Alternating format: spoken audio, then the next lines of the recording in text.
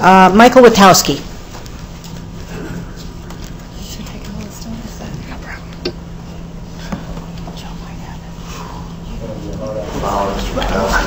My words are back. I'm not going to waste any seconds.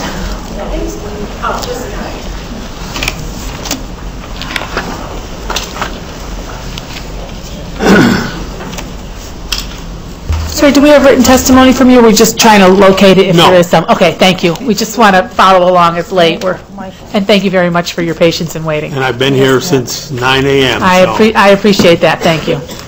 I feel like I've been talking all day and I haven't said much, but the voice should be there. Good evening, and thank you for the opportunity. Michael Witowski. It's a tough act to follow, I will say it, but I think my story is one that should be heard. I was divorced in 2003, have joint custody. It was a 2-year divorce. I would say bitterly contested. It was all for rights to my son. She wanted me to go away.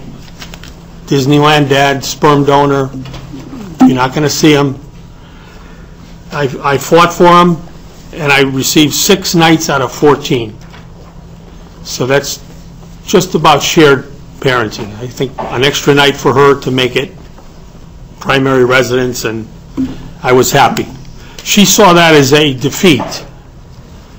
And unfortunately, even though I believe I was an excellent father and had a great relationship, I knew the day would come when I would have to pay for it. And that day came. It came in 3 years ago when she filed an ex parte order alleging emotional abuse. This is not a restraining order. This is an ex parte order to suspend parenting, which I have never heard of. My lawyer never heard of it. It was signed. It was good for 14 days until a hearing. The blizzard of 2011, infamous day, February 2nd, I was on Route 91 heading for court. My attorney called and said the court is closed. When I returned to court, a couple weeks later, a GAL was appointed. Never had the hearing. He said to me, I've seen horrific cases. There's nothing here in your case. Your case is a scratch. Go to reunification counseling a couple times. Fake it if you have to. And I'll have you back on your visitation schedule after 2 visits. Just don't make a big deal here today. Agree to this and everything will be all set. I told him who we were dealing with, what my ex would do. But I went to the reunification counseling. By the time I started it, I hadn't seen my son in 3 months for scheduling, for getting it together. When I finally saw him, he was totally different. This is a kid that and I can get you 50, 100 people from town. We live in the same town. Father, son, everybody. First question I always get, how's your son? How's your son? When I saw him, he was different. He was alienated. She filed a DCF complaint. It was unsubstantiated. Now I hear the bell, so I got to get to it. We went for 1.5 years for reunification counseling. It's the only time I saw him. And it was probably just a handful of times. Through the therapist not scheduling, the mother not bringing him, claiming he didn't want to go. When it came right down to it, the therapist's findings were, unless she tells him that he can have a relationship with his father, it's not going to happen. She refused. She said, I'm not going to do it. I would have to admit I did something wrong. So the answer, Mike, you lose. The therapist resigned. He said, I can't do anything. Nobody can do anything. She's not going to agree. She's not going to do anything. Well, how do we get her to do something? The GAL.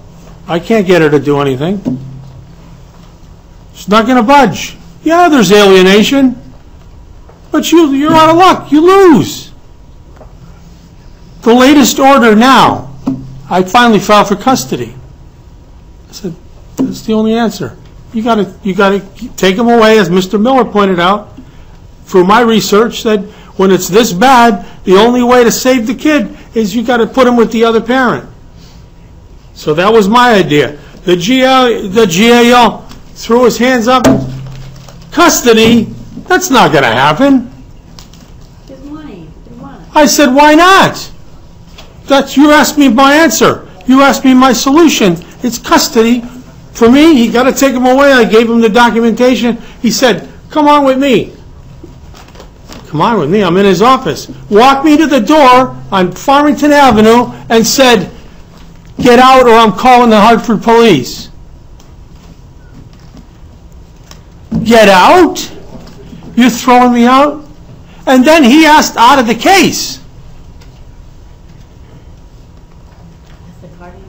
Asked out of the case, and the judge said to stay on the case. Because they came in and filed for custody. Now, we've been going back and forth with the custody. You got to do this evaluation, that evaluation. I got to pay 80% for this, 2/3 for the GAL. She files bankruptcy, all cleverly designed. She owns a home. She works. So we looked into the bankruptcy. Let's take a look at the bankruptcy. What are you doing with this? What are you doing with that? We're not going to do that here in we're not going to do that in family court. So, in lieu of the bankruptcy, her attorney claims, I'm not getting paid, Your Honor. I'm here to believe that he's there without getting paid to tell the court that I shouldn't see my son. I've done nothing. Mr. Witowski, we're going to have to ask you to try and summarize. The latest order is for me to pay for my ex's attorney. In addition to mine, I'm almost out of money, and he's going to come to court and promulgate that my son doesn't want to see me.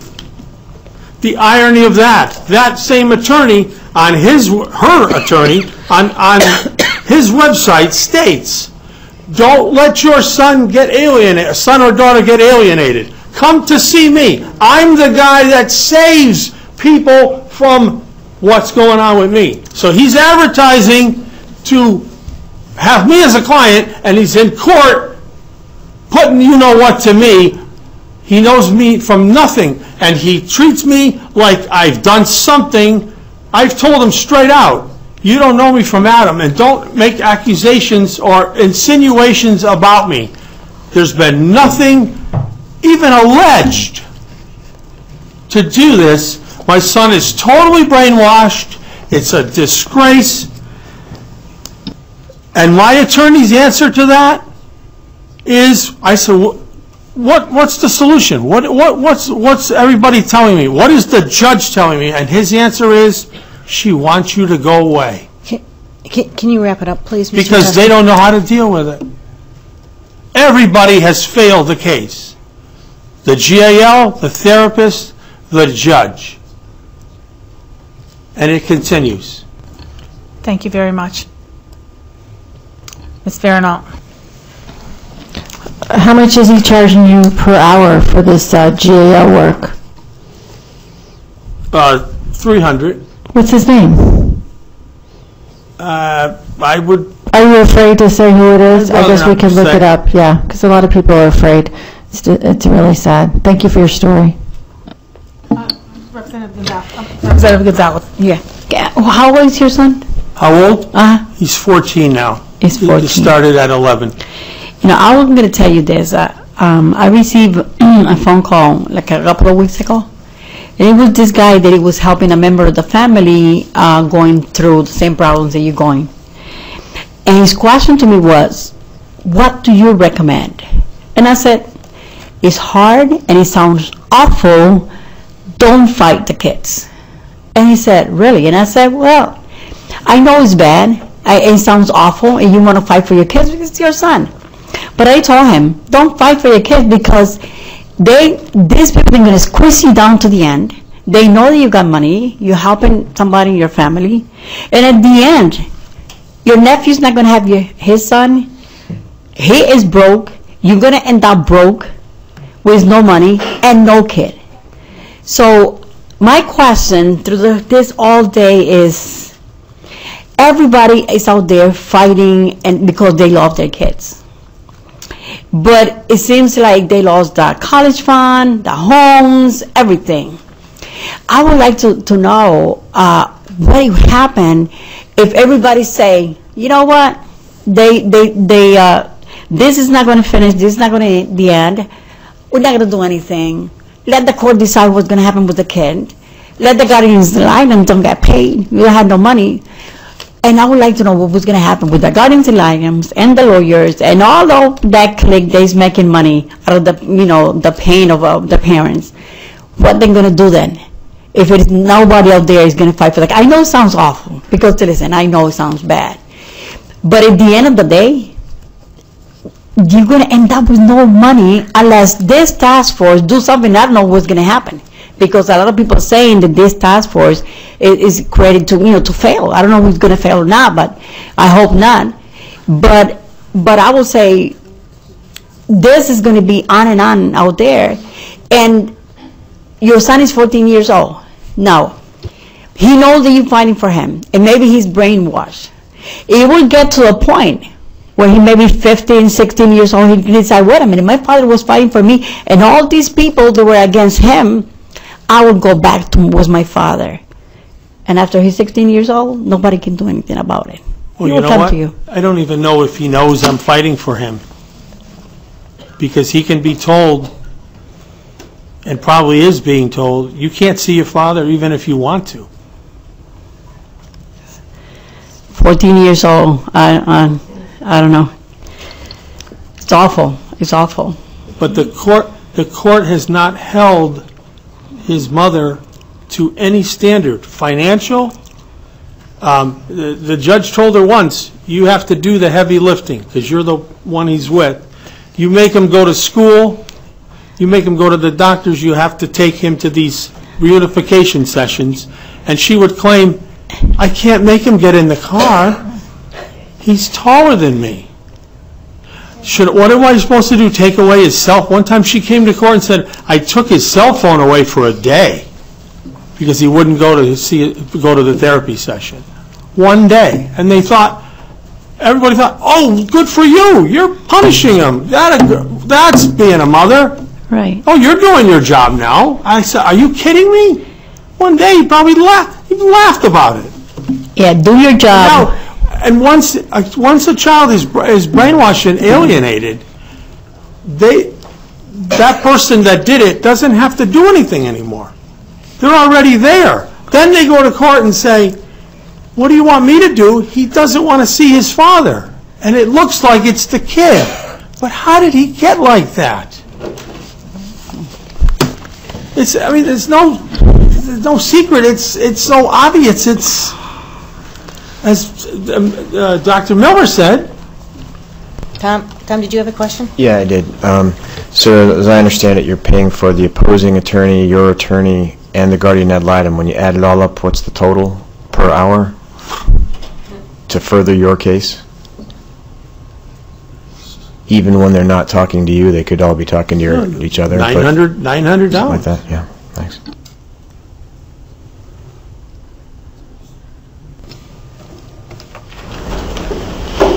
Any other questions? I just got a comment. After listening to all these horror stories, I almost wonder if maybe Representative Gonzalez is right, that people, rather than spending all this money pursuing this, should probably take some of that money and hire a private detective and go after some of these people, because it seems like that money would be better spent that way.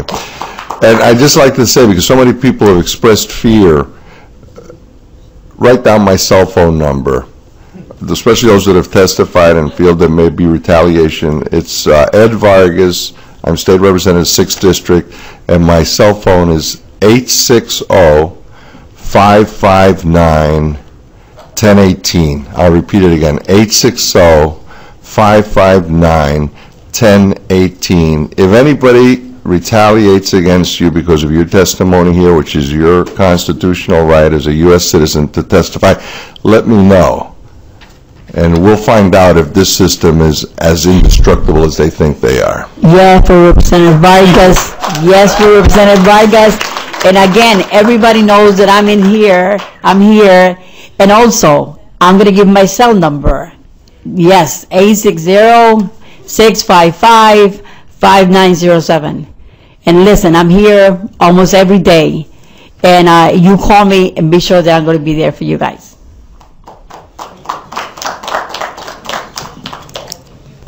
Any other questions for Mr. Witowski? No. Thank you, Mr. Witowski. Thank Appreciate you. your hanging in all day to